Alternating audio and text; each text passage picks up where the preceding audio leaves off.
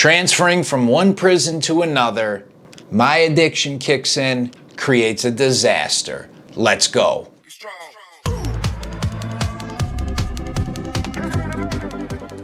K-Rugs, a Soberdog coming at you. Remember, Soberdogs does not promote or condone any drug use. Please seek professional medical help if you have an addiction. And if you enjoy and get any value from Soberdogs content, I would very much appreciate it. If you'd help me out, comment, like, subscribe, share the videos. All right, transfer in prison. So this video is another part of my mind of an addict. Just where our brains can go a little insane at certain areas. I was going back to prison. This is after I got violated. So I was in the county jail for a little bit. They sentenced me to that prison boot camp I've talked about in other videos. I put a card up, Willard. So what you do is you go from the county to, in New York State, Wendy, which is a maximum security, and it's like a reception as well. So I'm there, and Wendy sucks. It is dark, at least the reception part. Dark, dingy, tiny, filthy cells. They throw you in the cell at like 3 o'clock or whenever you get there. Could be 10 a.m., could be 3. You got to do all the intake. You get your hair shaved. You got to shower with all these special shampoos and stuff. They throw you in the cell, and that's it. You got no books, nothing to read. You're just in this dark, filthy cell.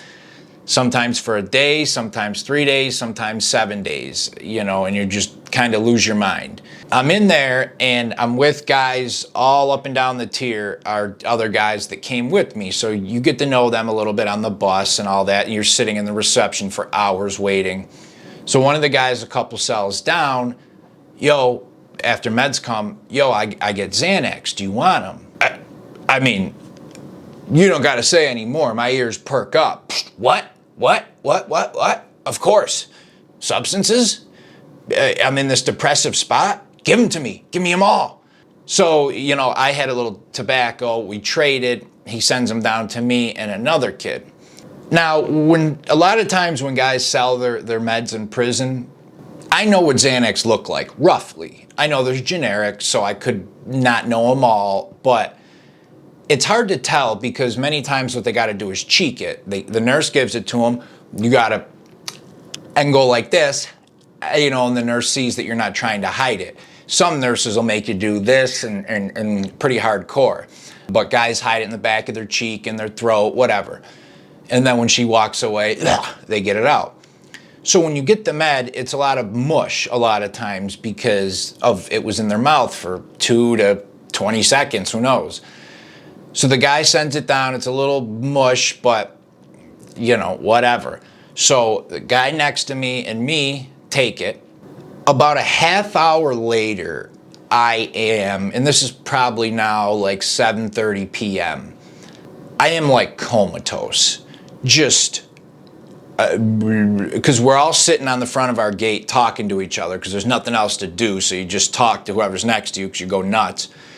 And I am just, and that's kind of what I was seeking, you know, something that'll make me sleep for 10, 12 hours, great.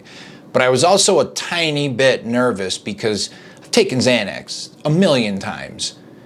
Never did it do this to me, not that amount. I mean, I didn't take like 8 of them. I don't know, I assumed, you know, I thought maybe his sleeping pill got mixed in there, or I don't know, or he was bullshitting me, whatever. I pass out. It's a straight 9 hours, I'm just out. They wake us up the next morning to get on the bus to get transferred to the next prison. It was almost impossible to get off my bed and walk. I was like, just every time I stood up, I would get lightheaded and had to sit down. So I forced myself to do it. I'm walking in line with all the other guys, and I'm just struggling to walk. This is when I knew it wasn't a Xanny I took. I don't know, it's something, because never did 12, 15 hours later, you know, a single little mush of Xanny had me like that. We get to the main area where the guards, they search you and they put you in, they cuff you and they put you in a holding cell until your bus comes. The guard is doing his main search on me. You don't have cuffs on yet. As he's doing this search, I just remember sitting there and I didn't feel good, but I was just like, hold on, you're gonna be able to sit down in a minute. and all of a sudden, blackout.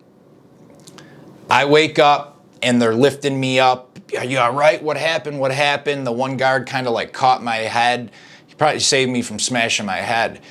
You know, oh, I'm sorry. I'm probably dehydrated. I don't know what's going on. I'm just, so they give me a little side eye. You know, their brain is maybe thinking drugs, but they also kind of want to move us along, and they don't want to get paperwork and have to stop the whole process. There's 150 guys waiting to be transferred.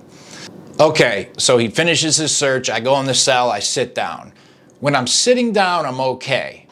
They call me back up to you get your cuffs and shackles, your wrists to your waist to your legs. I'm standing there, stand up, he shackles my arms, shackles my waist, he's doing my legs. I feel it coming again. I'm stop. I'm talking to myself. Don't do it, you know. Boom. Again.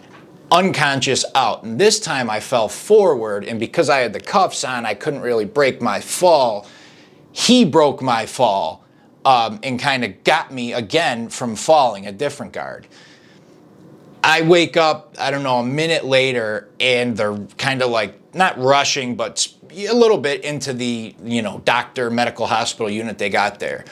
They start giving me an EKG. What'd you take? Nothing, you know.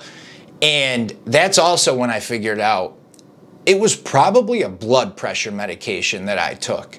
Because when I was sitting, I'm fine. When I'm standing, boom, lightheaded fall.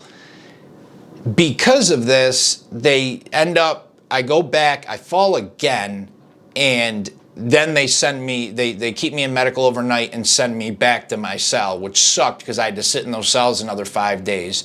It delayed my whole process for a week. In that mindset, I am so focused on taking anything that will mess me up that I take this piece of mush that I have no idea what this guy is giving me, that just came out of his mouth, which is disgusting, and swallow it and take it. And this thing literally could have killed me. I mean, twice my blood pressure dropped to nothing. I fainted. Smash your head on something, could faint again. If I wasn't where I was, if I was like in a cell and they just were waiting, I could have, you know, just passed out, blood pressure drop, and no one comes around for a half hour, so they have no idea. But that's where my brain goes. Substances, pills, get messed up. And I don't think prison helps because you're in this depressive environment where even guys that typically aren't addicts are willing to take stuff they normally don't to escape your head for a couple hours.